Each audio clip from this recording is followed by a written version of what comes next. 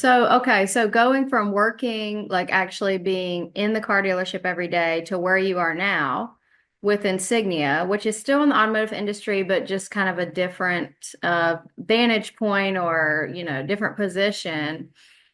What would you say based on both of those experiences? Like, what are the main obstacles or objections to selling accessories? Why do people hesitate to do that, in your opinion? There's two real main reasons, maybe a third, but there's two real main reasons. One is that accessory sales in the showroom is just one of a whole host of options that a GSM has to request of their sales associate outside of the car deal. And they ask a lot of those sales associates. They ask them to prep the customer for finance, to offer reconditioning options, to focus on a trade appraisal tool that has different aspects to it, all kinds of different options that really are outside of the core vehicle sale. So they have to pick and choose because they can't do all of them. Right. Sales associates' belief is that anything outside of the car deal, of course, will threaten the car deal. They've Sure. worked long and hard to secure this deal. That is the core of their compensation model, right? Right. So introducing new concepts, new processes, new sales pitches to that, they feel it will threaten maintaining that sale, Okay. or threaten CSI. In reality, a lot of those processes do not do that. They actually add to the customer's experience. They elevate the customer's experience, keeping them engaged, catering to customer needs they are outside of that core vehicle purchase, perhaps. Yeah, yeah, Okay. yeah. The customer doesn't need to purchase accessories.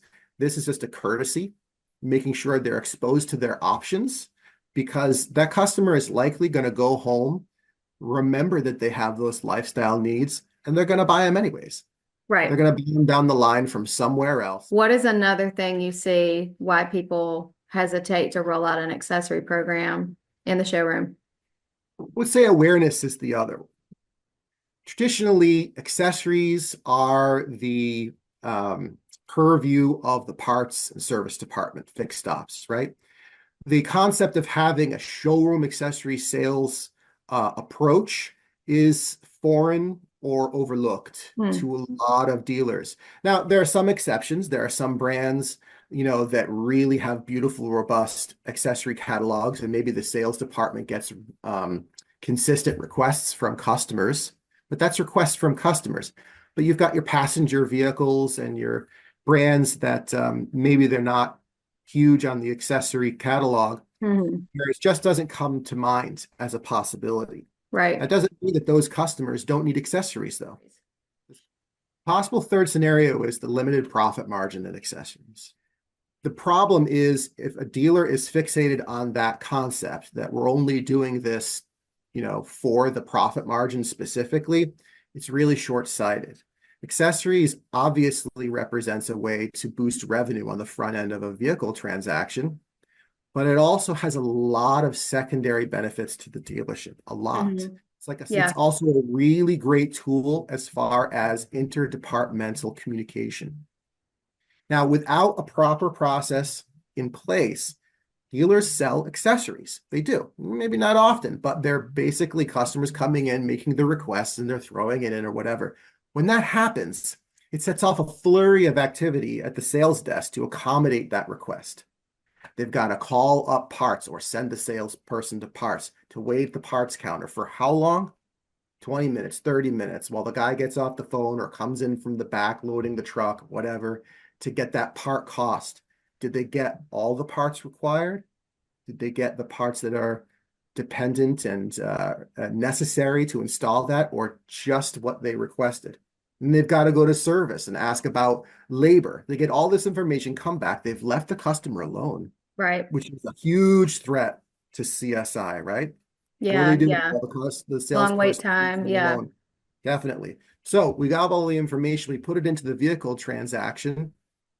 And then usually what happens is later that day or the next day, parts or service actually charges sales and the numbers don't align.